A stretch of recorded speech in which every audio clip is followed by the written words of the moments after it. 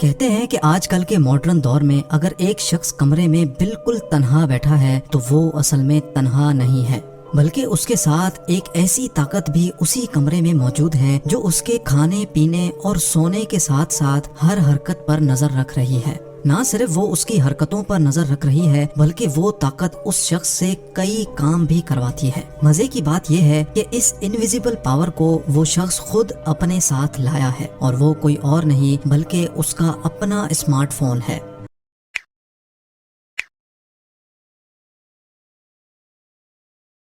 ناظرین، آج کل کے دور میں شاید ہی کوئی آدمی ایسا ہوگا جو سوشل میڈیا سے دور ہوگا۔ چاہے کوئی سا بھی اسمارٹ فون یوزر ہو، اس کے فون میں ٹویٹر، فیس بک، انسٹاگرام اور یوٹیوب ضرور موجود ہوگا۔ یہ سوشل میڈیا اب اتنا زیادہ پاورفل ہو چکا ہے کہ یہ ایپلیکیشنز بنائی تو اسمارٹ فون کے لیے گئی تھیں، لیکن اب اسمارٹ فونز ہی سوشل میڈیا کے لیے بنائے جاتے ہیں۔ جیسے جیسے دن گزرتے جا رہے ہیں، سوشل میڈیا کی پاور مزید بڑھتی جا رہی ہے، حتیٰ کہ world super power United States کا پریزیڈنٹ بھی اب ٹویٹر کے ذریعے ہی لوگوں سے انٹریکٹ کرتا ہے۔ ہم میں سے اکثر لوگ یہی سمجھتے آ رہے ہیں کہ سوشل میڈیا ایک فری ٹول ہے جس کے ذریعے انفارمیشن اور انٹرٹینمنٹ حاصل کی جا سکتی ہے، لیکن اصل بات جان کر یقیناً آپ کے رونگٹے کھڑے ہو جائیں گے۔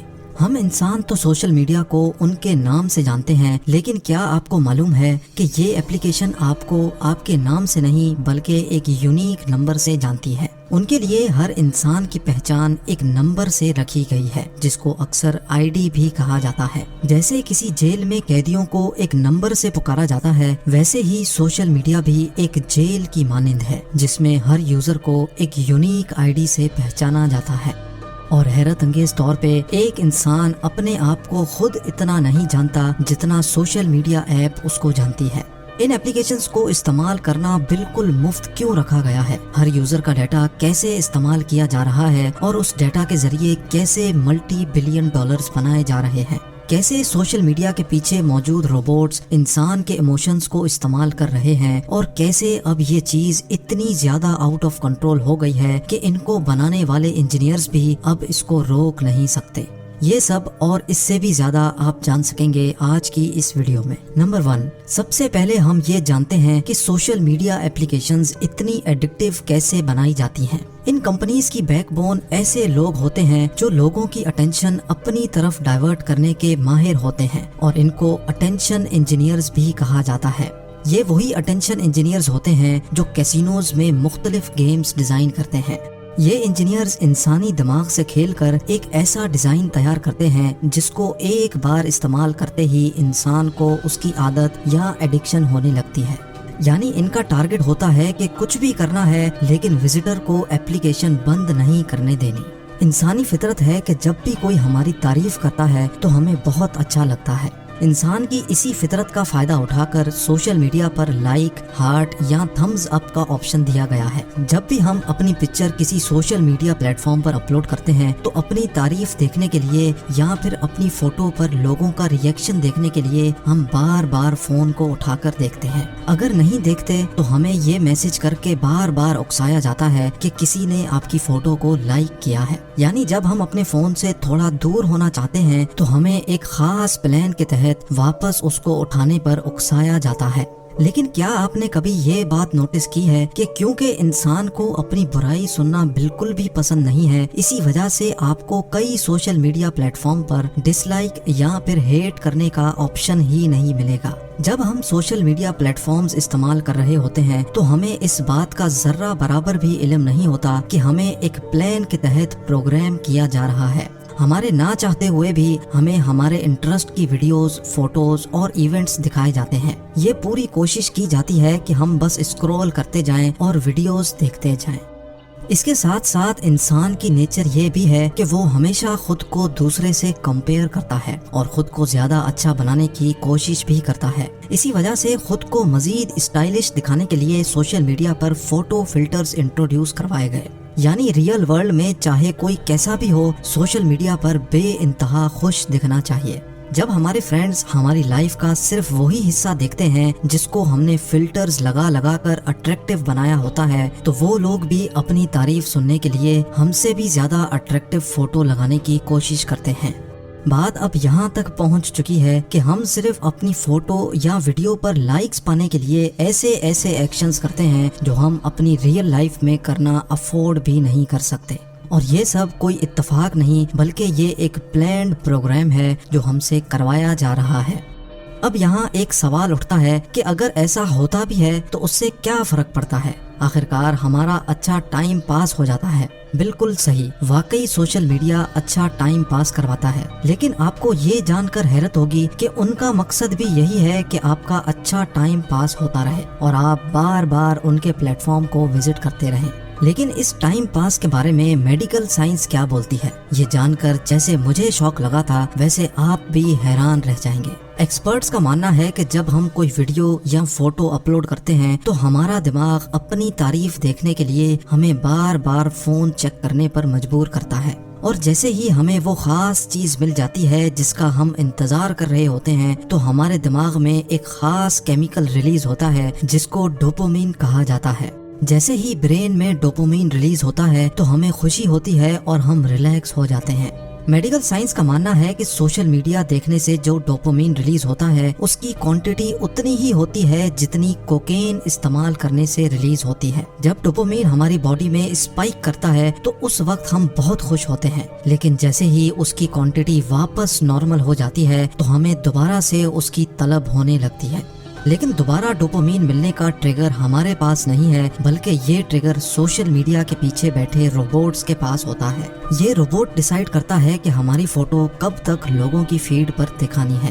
فوٹو جب تک ہمارے فرینڈز کی فیڈ پر رہے گی تب تک ہمیں لائکس ملتے رہیں گے اور الٹیمیٹلی ہمیں ڈوپامین بھی ملتا رہے گا، اور جب ہماری فوٹو فرینڈز کی فیڈ سے ہٹا دی جائے گی تب ہم وہی ڈوپامین حاصل کرنے کے لیے ایک نئی فوٹو نئے فلٹرز کے ساتھ اپلوڈ کریں گے، اور یہ سلسلہ ایسے ہی چلتا رہے گا۔ یعنی ہم اصل میں ایک ایسے جیل میں بند ہو چکے ہیں جس میں نہ ہی کوئی سلاخیں ہیں اور نہ ہی اونچی دیواریں، لیکن ہم کرتے وہی ہیں جو یہ ٹیک کمپنیز ہم سے کروانا چاہتی ہیں۔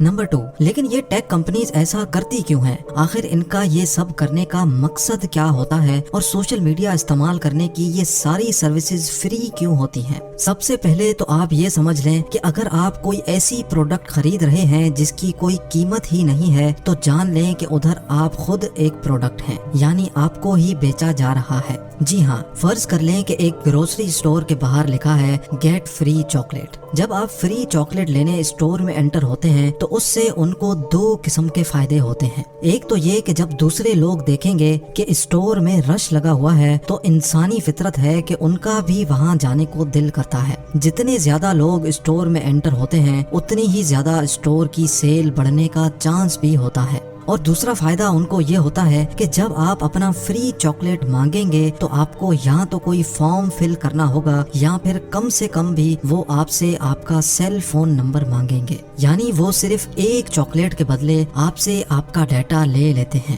ناظرین، ایسا ہی کچھ ہوتا ہے سوشل میڈیا پلیٹ فارمز پر، جہاں پر ہم سے سارا ڈیٹا لے کر ہمیں انٹرٹینمنٹ کے نام پر اس کی لت لگائی جاتی ہے۔ ہمارا نام، ہماری age, location, cell phone number اور حتیٰ کہ ہمارا انٹرسٹ بھی پوچھا جاتا ہے۔ ہم کہاں جاتے ہیں، کس کے ساتھ جاتے ہیں، کون سے ریسٹورینٹ میں کھانا پسند کرتے ہیں اور کون سی موویز دیکھتے ہیں، ان ساری چیزوں کا ڈیٹا استعمال کر کے ہمیں ہمارے انٹرسٹ کے حساب سے ایڈورٹائزمنٹس دکھائی جاتی ہیں۔ ان ایپلیکیشنز کے پیچھے موجود ہزاروں نہیں لاکھوں سپر کمپیوٹرز ریئل ٹائم میں یہی ڈیسائیڈ کر رہے ہوتے ہیں کہ اس وقت ہمیں کون سی ویڈیو دکھائی جائے تاکہ ہم اس میں گھستے چلے جائیں۔ غلطی سے بھی کوئی فوٹو لائک ہو جائے تو یہ آرٹیفیشل انٹیلیجنٹ روبوٹس ہمیں اس سے ریلیٹڈ ویڈیوز اور فوٹوز دکھانا شروع کر دیتے ہیں۔ ہم جتنا زیادہ ٹائم ان ایپلیکیشنز پر گزارتے جائیں گے اتنا ہی زیادہ ان کو فائدہ ہوتا جائے گا۔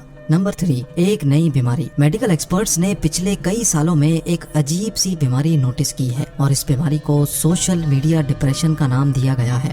امریکہ میں لاکھوں نوجوان لڑکے اور لڑکیاں اس بیماری میں پائے گئے ہیں۔ ڈاکٹرز کا ماننا ہے کہ جب ہم دوسروں کی لائف کا فیک پارٹ سوشل میڈیا پر دیکھتے ہیں تو ہم خود کو ان سے کمپیئر کرتے ہیں۔ ہم خود کو ایک ایسے انسان سے کمپیئر کرنے لگتے ہیں جو اپنی لائف کا صرف 1% حصہ دکھاتا ہے اور باقی 99% حصے چھپا رہا ہوتا ہے۔ نوجوان اپنی فیڈ دیکھتے جاتے ہیں اور لوگوں کی زندگی کے فیک پارٹ سے اپنی لائف کو کمپیئر کرتے جاتے ہیں۔ इससे उनको एंजाइटी डिसऑर्डर और डिप्रेशन जैसी बीमारियां बहुत छोटी एज में ही घेर लेती हैं। कई नौजवान जब ये सब बर्दाश्त नहीं कर पाते तो वो सुसाइड भी कर लेते हैं। क्या आपको मालूम है कि सोशल मीडिया के आने के बाद सिर्फ अमेरिका में सुसाइड का रेशो 151% बढ़ चुका है और जो मजीद बढ़ता चला जा रहा है। जिन इंजीनियर्स ने सोशल मीडिया के प्लेटफॉर्म्स पर दिन रात मेहनत करके ये रोबोट्स तैयार किए थे, उनका कहना है कि हमें खुद इस बात का इल्म नहीं था कि एक दिन ये चीज इतनी भयानक शक्ल इख्तियार कर लेगी। अब ये मामला इतना आउट ऑफ कंट्रोल हो चुका है, इतनी ज्यादा नेगेटिविटी फैल चुकी है कि इसको अब अंडू करना पॉसिबल नहीं है। Mr. Zuckerberg, would you be comfortable sharing with us the name of the hotel you stayed in last night?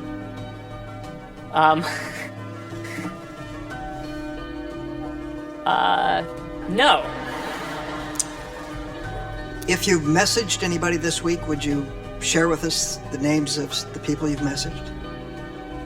Senator, no, I would probably not choose to do that publicly here.